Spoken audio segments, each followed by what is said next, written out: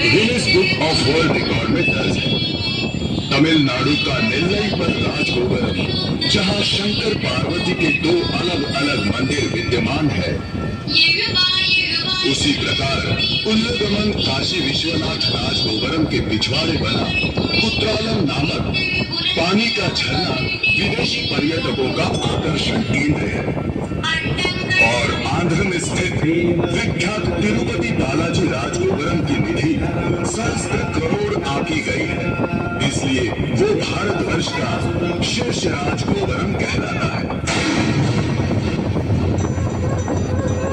इसके साथ ही पूरी दुनिया में तहलका मचाने वाला, धन संपत्ति से अपनी ओर खींचने वाला, जिसका उल्लेख पद्म पुराण तथा स्कंद पुराण ग्रंथों में भी मिलता है, वो है केरल राज्य के तिरुवनंतपुरम में स्थित श्री अनंत पद्मनाभ स्वामी यानी भगवान विष्णु का राजगोपुरम।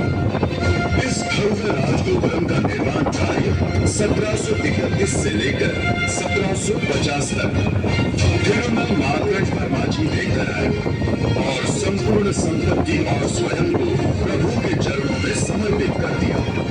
भगवान श्री विष्णु का भव्य मंदिर पद्म तीर्थम नामक तालाब के निकट विद्यमान है।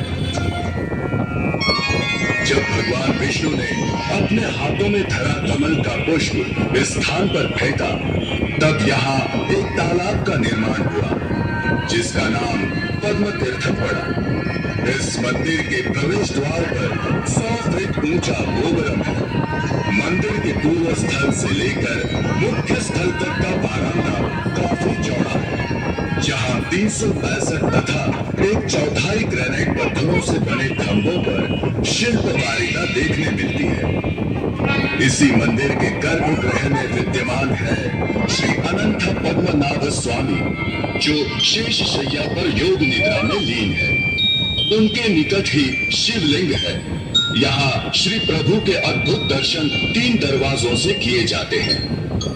प्रथम द्वार से मस्तक तथा छाती का दर्शन, द्वितीय द्वार से शरीर का मध्य भाग तथा हाथों का दर्शन, तृतीय द्वार से पावन चरणों के दर्शन होते हैं। श्री प्रभु की मूर्ति नेपाल से मंगाए गए 10,008 शालिग्राम पत्थरों से बनी 18 फीट लंबी और रत्न जड़ित भी है। कहा जाता है कि एक समय इस मंदिर में आग लग गई थी। वो आग धीरे धीरे बाहर रखी हनुमान जी के मूर्ति तक फैल गई। तभी वहां स्वयं हनुमान जी प्रकट हुए और अपनी दिव्य शक्ति से उस अग्नि को शांत कर दिया। ये चमत्कार देखने वाले कुछ लोग आज भी जीवित हैं। इस कारण लोग हनुमान जी को पूजा के रूप में शुद्ध माखन लगा के रुई के पत्तों की माला चढ़ाते हैं। इस भव्य मंदिर को देखे हुए सूत्रों से पता चला कि नीचे तहखाने में 6 दरवाजे हैं और उनमें भरपूर संपत्ति है। यह दरवाजे सोने, चांदी, हीरो जवाहरातों से भरे हैं। आखिरकार 28 जून 2011 के दिन केरल के उच्चतम न्यायालय ने ये दरवाजे खोलने की अनुमति दी और चमत्कार हुआ। जैसा सोचा था वैसा ही हुआ।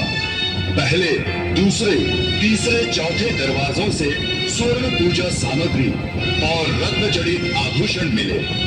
5वें दरवाजे ने तो सबको अचंभित कर दिया। उस दरवाजे के पीछे 10 लाख करोड़ की संपत्ति होने की आशा जताई गई। उस संपत्ति को पाने के लिए 6 महीने का कालावधि लग सकता है। इस दरवाजे में स्वर्ण मुद्राएं भरे स्वर्ण मटके, रूबी जैसे रत्न, हीरे, स्वर्ण हार, स्वर्ण थालियां, 3 से 10.5 किलो की 18 फीट ऊंची सोने की चेन, श्री भगवान विष्णु की स्वर्ण मूर्ति, धनुष, शिवजी तथा सर्पों की प्रतिमाएं भी है। आखिरी दरवाजा, जो श्री प्रभु की मूल मूर्ति के नीचे तहखाने में है, वो पिछले 300 वर्षों से बंद है। कहते हैं उस दरवाजे की चाबी ही नहीं है। ऋषियों का कहना है कि यह दरवाजा गरुड़ा मंत्रों से बंद किया गया है।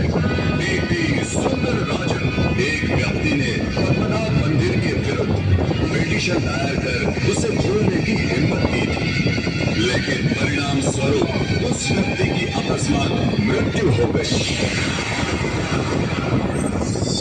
इस घटना को दैवी दस्तक समझे या मानवीय कुचेष्टा का अंजाम?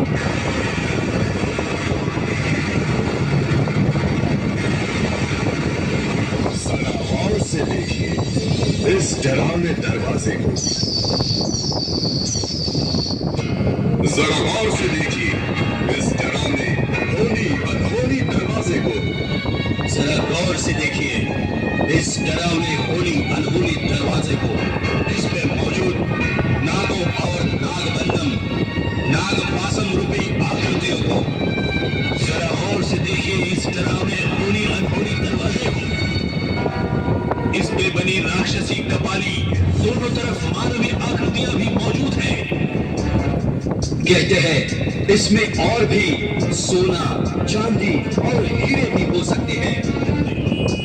ऐसा भी कहा जाता है कि शेष शैया पर भगवान श्री विष्णु ब्रह्मा जी और नर्तिकों के साथ विराजमान है। कहीं इसे खोलने से सुनामी जैसी लहरों से मनुष्य हानि तो नहीं? आखिर क्या है इसके पीछे? तो आइए आज हम इस दरवाजे को